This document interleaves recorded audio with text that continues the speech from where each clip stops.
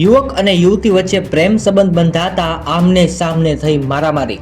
17 એપ્રિલના રોજ યુવક અને યુવતીના પરિવારજનોને લઈ આમને સામે આવી ગયા અને હાલમાં ધીંગાણું થયું। 20 એપ્રિલે કાળાભાઈ ગેલાભાઈ મેર પોતાના દીકરા સાથે વાડીએ ખેતીનું કામ કરી રહ્યા હતા। બીજી તરફ ગામના પોલીસ બંદોબસ્ત વચ્ચે 6 શખ્સોએ વાડીએ જઈ તલવાર ધાર્યા અને છરીના ઘાથી કાળાભાઈ ગેલાભાઈ મેરની હત્યા કરી હતી। નાનાભાઈ કાળાભાઈ ગેલાભાઈની વાડીએ લીમડાના ઝાડ નીચે ફળિયામાં કામ કરી રહ્યા હતા। પ્રેમ સંબંધને લઈ અને મિત્રો ઘટના ઘટી છે।